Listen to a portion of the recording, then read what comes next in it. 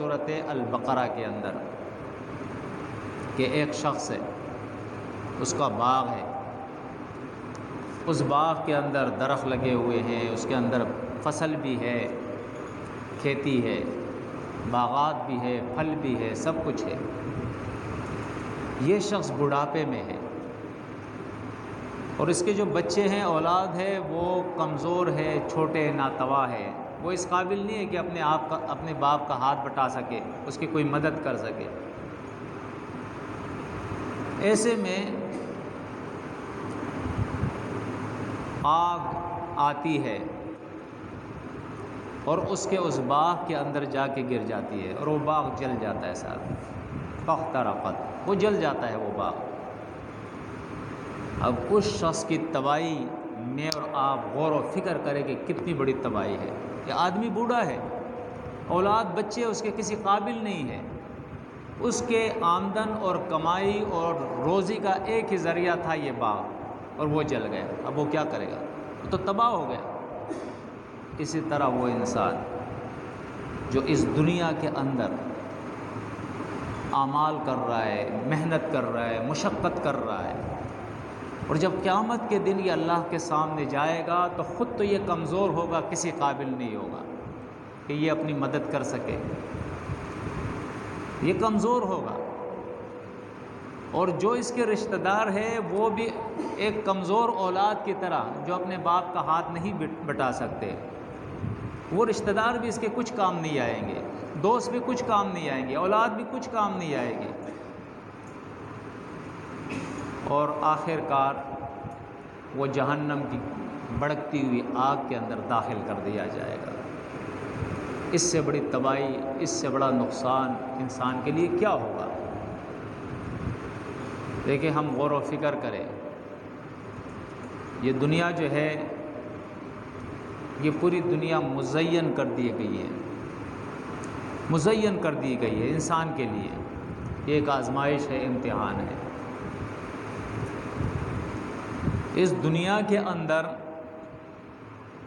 جہاں ہر طرف دھوکے کا سامان ہے اور ہمیں اپنے طرف یہ دعوت دے رہی ہے یہ دنیا، چاہے پیسہ ہے، چاہے کاروبار ہے، چاہے بیوی بچے ہیں، چاہے یاریاں دوستیاں ہیں، کھانے پینے ہیں، گھومنا پھرنا ہے، کاروبار ہے، جو بھی چیزیں ہیں، ضرورت کے ساتھ ساتھ یہ ایک دھوکہ ہے۔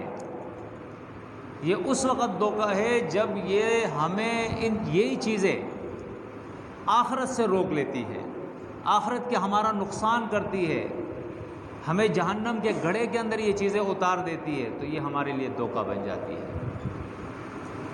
بار بار قرآن ہمیں خبردار کر رہا ہے کہ اس دھوکے سے تمہیں بچنا ہے۔ قرآن مجید بار بار ہمیں کہہ رہا ہے وما متاع الحیات الدنیا، نہیں ہے یہ دنیا کی زندگی کی جو یہ متاع ہے، لیکن یہ کیا ہے؟ متاع الغرور ہے، یہ دھوکے کا سامان ہے، دھوکے میں نہیں آنا ہے۔ اصل زندگی وَإِنَّ الدَّارَ الْآخِرَةَ لَهِيَ الْحَيَوَانُ لَوْ كَانُوا يَعْلَمُونَ۔ اور اگر اس کو ہم پوری آیت کو دیکھیں گے سورۃ عنکبوت کی، تو آپ دیکھیں وہاں پہلے یہی بتایا گیا ہے وَمَا هَٰذِهِ الْحَيَاةُ الدُّنْيَا إِلَّا لَهْوٌ وَلَعِبٌ، اور یہ دنیا کی زندگی جو ہے یہ تو ایک تمہارے ٹائم پاس کرنے اور تمہیں بہلانے کے لیے ہے، بہلائے جا رہے ہو، تم ٹائم پاس کر رہے ہو، کاروبار، نوکریاں، رشتے ناطے، کھانا پینا، گھومنا پھرنا، بس شغل ہے، ایک انسان کا شغل ہے، ٹائم پاس ہو رہا ہے۔ آج یہ 10 سال کا ہے، پھر 11 کا ہو گیا، 12 کا ہو گیا، 13 کا ہو گیا، اسے معلوم نہیں ہے سالگرہ منا رہا ہے اپنا، اسے معلوم نہیں ہے کہ یہ جا کہاں رہا ہے، یہ جا کہاں رہا ہے، اس کا انجام کیا ہونے والا ہے۔ یہ مستیوں میں مگن ہے، دل فریبیوں میں لگا ہوا ہے، سالگرہ منا رہا ہے، خوشیاں منا رہا ہے، اور ایک دن جب اس کا خاتمہ ہوگا اس دنیا کی زندگی کا، تو اسے معلوم ہوگا کہ سامنے تو اس کا جہنم کا گڑھا تیار ہے۔ وَمِن وَرَائِهِمْ جہنم، قرآن کہتا ہے آگے جہنم ہے، یہ اس سے غافل ہے، اسے پتہ ہی نہیں ہے کہ میں کہاں جا رہا ہوں۔ تو یہاں اللہ فرماتا ہے سورہ عنکبوت کے اندر، وَإِنَّ الدَّارَ الْآخِرَةَ لَهِيَ الْحَيَوَانُ لَوْ كَانُوا يَعْلَمُونَ۔ کاش کہ یہ لوگ اس چیز کو سمجھ جائے کہ ان کی اصل زندگی جو ہے وہ دنیا نہیں ہے، اصل زندگی جو ہے وہ آخرت کی زندگی ہے، وہ آخرت کی زندگی تقوی پہ ملتی ہے۔ تقوی نہیں ہوگا تو دعووں سے وہ نہیں ملتی ہے کہ میں مسلم ہوں، میں مومن ہوں، میں مسلمان ہوں، میں فلاں ہوں، میں فلاں ہوں، میں جنت میں جاؤں گا، میں نے کلمہ پڑھا ہے، میرا عقیدہ صحیح ہے۔ دعووں سے نہیں ہوتا ہے۔ اللہ رب العزت ہماری آنکھوں کی خیانت کو جانتا ہے، ہمارے دل کے باتوں کو جانتا ہے۔ جب ہم سورۃ الرعد کے اندر آپ دیکھیں، جب ہم سردی کے موسم میں رضائی اور لحاف اوڑھ کر سوئے ہوتے ہیں تو اللہ فرماتا ہے اس لحاف اور رضائی کے اندر بھی میں تمہیں جانتا ہوں، میں تمہارے پوشیدہ کو بھی جانتا ہوں، تمہارے ظاہر کو بھی جانتا ہوں، تمہارے دل کی باتوں کو بھی جانتا ہوں، تمہاری آنکھوں کی خیانت کو بھی جانتا ہوں۔ مجھ سے کوئی چیز پوشیدہ نہیں ہے۔ اور قیامت کے دن یہ سب کچھ تمہیں معلوم ہو جائے گا۔ جو ہولناک دن آنے والا ہے، برپا ہونے والا ہے، اس دن تمہارے اوپر حقیقت عیاں ہو جائے گی کہ جب یہ زمین گویا ہو جائے گی اور اس انسان کے خلاف یہ گواہی دے گی یہ زمین، پھر اسے معلوم ہوگا کہ یہ کیا ہو گیا، یہ تو زمین بھی بول رہی ہے۔ اور اس دن جب اسے معلوم ہوگا، سورۃ الکہف کے اندر دیکھے کہ جب اس کا عمل نامہ کتاب منشور کھلا دفتر اس کے سامنے رکھ دیا جائے گا، یہ تیری پوری زندگی کا ریکارڈ ہے جو تو نے کیا ہے، کیا اچھا کیا برا سارا اس کے اندر ہے، چھوٹا بڑا سب کچھ اس کے اندر ہے۔ پھر یہ افسوس کرے گا، ما لہذا الکتاب لا یغادر صغیرۃ ولا کبیرۃ الا احصاها۔ یہ تو عجیب کتاب ہے، چھوٹا عمل بڑا عمل، چھوٹی بات بڑی بات، ہر چیز اس میں موجود ہے۔ عجیب بات ہے، یہ انسان تو بھول جاتا ہے، وَنَسِيَ مَا قَدَّمَ يَدَاهُ، جو کچھ اس نے کیا ہے وہ تو بھول جاتا ہے کہ میں نے کیا کیا ہے، ماضی میں کیا گزرا ہے، اسے نہیں معلوم۔ لیکن یہ زمین یاد رکھ رہی ہے کہ کیا اس نے کیا ہے، ریکارڈ اس کے پاس ہے۔ ملائکہ کا وہ دفتر جو اللہ نے اس پہ مقرر کیے ہیں اچھائی کے لیے اور برائی کے لیے، ان کے پاس ریکارڈ موجود ہے، اور انسان کا اپنا وجود بھی اللہ نے اس کے اوپر گواہ کر دیا ہے۔ سورہ حامیم سجدہ، سورہ نور، سورہ یاسین، ان سورتوں کے اندر آپ دیکھیں کہ اس دن اس انسان کی کھال بولے گی، اس کے ہاتھ بولیں گے، اس کے پاؤں بولیں گے، اس کی آنکھیں بولے گی، اس کے کان بولیں گے، یہ پورا جسم اس کا بولے گا، گویا ہو جائے گا۔ کان بولیں گے کہ اللہ اس نے تیری نافرمانی کی باتیں مجھ سے سنی ہے، زبان بولے گی کہ اللہ تیری نافرمانی اس نے مجھ سے نافرمانی میں باتیں کرائی ہے، یہ ہاتھ بولیں گے کہ مجھ سے اس نے تیرے نافرمانی میں چیزیں پکڑوائی ہے، یہ ٹانگیں بولے گی کہ تیرے نافرمانی میں مجھے چلایا ہے اس نے، یہ کھال بولیں گے کہ اے اللہ میرے اس جسم کو اس نے نافرمانی میں جو ہے استعمال کیا ہے۔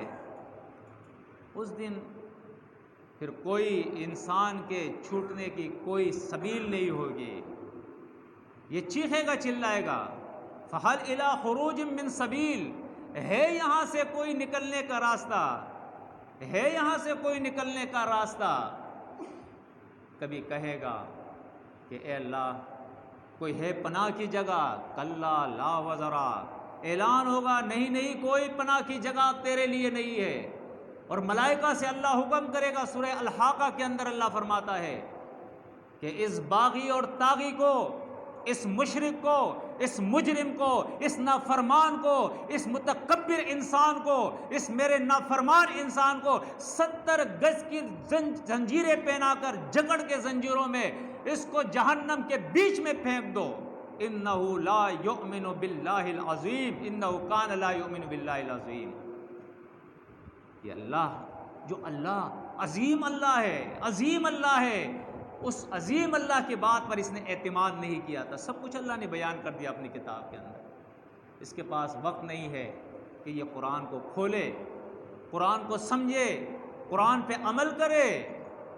یا تو شیطان نے اس کو ورغلا دیا کہ تو نے کلمہ پڑھ لیا بس کافی ہے، یا شیطان نے اس کو ورغلا دیا ہے کہ بھائی تو فلاں فرقے میں ہے، یہ تو حق والا فرقہ ہے، بس یہ کافی ہے، یا تو شیطان نے اس کو ورغلا دیا ہے کہ تیرا عقیدہ صحیح ہے، بس یہ کافی ہے، اور اس کے بعد صبح سے شام تک جو اس کے جی میں آ رہا ہے وہ یہ کر رہا ہے۔ قرآن ہمیں خبردار کر رہا ہے، یا ایھا الذین آمنوا، اے ایمان کا دعویٰ کرنے والو، ادخلوا فی السلم کافۃ، اسلام میں پورے داخل ہو جاؤ، ولا تتبعوا خطوات الشیطان، شیطان کے قدم کی پیروی نہ کرنا۔ کیا ہے اس کے قدم؟ اللہ کی نافرمانی۔